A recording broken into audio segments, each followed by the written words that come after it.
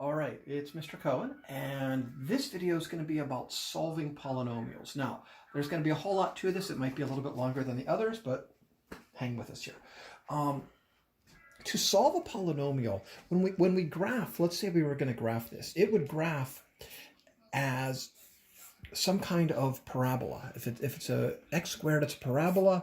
If it's x cubed, it might graph like that. And you notice that it hits the x-axis in several places. Now, if it's x squared, it's going to hit in possibly as many as 2 places. If it's x cubed, it may have as many as 3. When we solve a polynomial, we are actually solving for those x-intercepts. And there's several ways to solve. The first way is by factoring.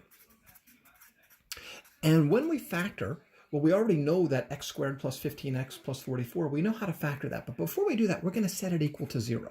Because what we're solving for, again, are intercepts. What multiplies to 44 and adds to 15? 11 and 4. But now we've got this equals 0. And when we're factoring, we're going to use what's called the zero product property, or ZPP. ZPP says that when we're multiplying 2 or more factors and we get a product of 0, one of those factors has to equal 0. So let's cover up the second one. If we have x plus 11 equals 0, x equals negative 11. Let's cover up the second one. If x plus 4 equals 0, x equals negative 4. These are the 2 solutions. Now, it doesn't necessarily look like that on my graph, but these are the 2 solutions. And if we tested one of these, negative 4 squared would be 16.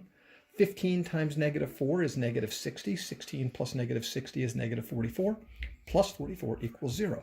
These numbers work. So to use ZPP, you want to set it equal to 0 and factor it.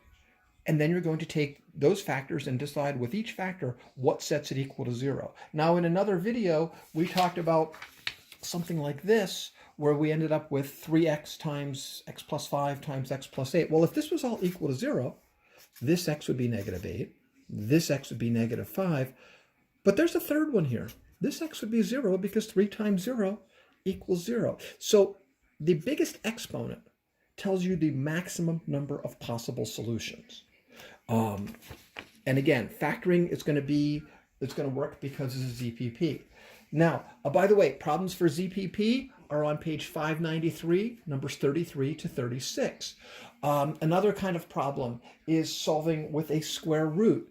If we had 2x squared equals 128, we're going to isolate the x squared, so we're going to divide both sides by 2. And x squared equals 64. We'll take the square root of both sides, and that means that x could equal plus or minus 8, positive 8 or negative 8.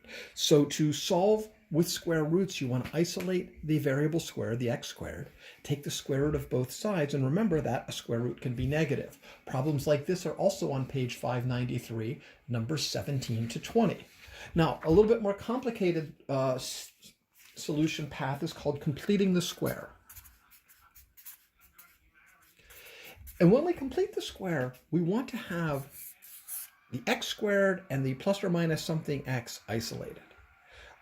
Even though there's a number on the other side. When we are using ZPP, or we want to get this equal to 0, when we're completing the square, it doesn't matter. What we're going to do is we're going to take half of this number, and we're going to square it.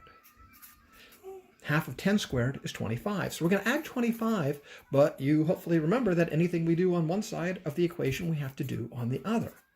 So what we get is x squared plus 10x plus 25 equals 24 plus 25. Well, this is a perfect square. So we talk about completing the square. What we're doing is we are creating a perfect square on the left side in this case. This is x plus 5 times x plus 5, which equals 49. We could call this x plus 5 squared, which equals 49. Now, we just talked about using square roots. We can take the square root of both sides. The square root of this side is x plus 5, and the square root of this side is plus or minus 7. Now, we want to get x by itself. We're going to subtract 5 from both sides, but we're going to write it a little bit differently. Usually we write that at the end. Here we're going to write it at the beginning. We get x equals negative 5 plus or minus 7. Well, negative 5 plus 7 is 2. Negative 5 minus 7 is negative 12. And we go back to our original problem. 2 squared is 4, plus 10 times 2 is 20. 4 plus 20 is 24. Negative 12 squared is 144. 10 times negative 12 is negative 120. That equals 24. You will find problems about completing the square on pages 599 and 600, problems 5 through 8 and 19 through 26. Okay, the last kind of problem here. And we'll use this same one as an example. 3x squared plus, or 3x cubed, no. Let me change that. All right, so we'll go back to this problem here. X squared plus 10x equals 24. The last way we're going to solve this is called the quadratic formula. Now, the quadratic formula is kind of a coverall. It works for any situation. You don't need to factor for it. You don't need to find difference of squares. You don't need ZPP. You don't need any of those things. But the quadratic formula requires remembering what the quadratic formula is.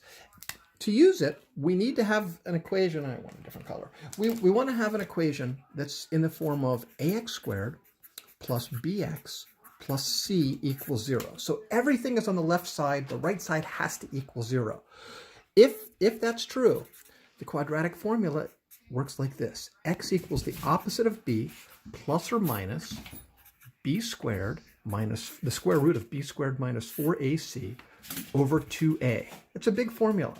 So in this particular problem, we're not set up yet because it doesn't equal 0. We're going to subtract 24 from both sides. X squared plus 10x minus 24 equals 0. Now, b is 10, so we're going to take the opposite of 10, plus or minus 10 squared minus 4, a is 1, and c is negative 24. And we're going to put that over 2 times a, which is 1. X equals negative 10 plus or minus 100. Negative 4 times 1 times negative 24 is negative 100 and is positive 96, excuse me. 2 times 1 is 2. We get negative 10 plus or minus radical 196 over 2. Well, 196 is a perfect square, so we get negative 10 plus or minus 14 over 2. Negative 10 plus 14 over 2 is 4 over 2, which is 2. Negative 10 minus 14 over 2 is negative 24 over 2, which is negative 12. And going back to what we had before, x equals 2, x equals negative 12. So the quadratic formula, which again is this big equation here, will work for any situation. You can practice that on page 611, numbers 1 through 6, or 16 to 27. If you have questions, as always, you can email me, mcohen2@pghschools.org. Thank you so much to my wife for taping this, and for our dogs for being quiet, and for the frog for being quiet too. Have a great week.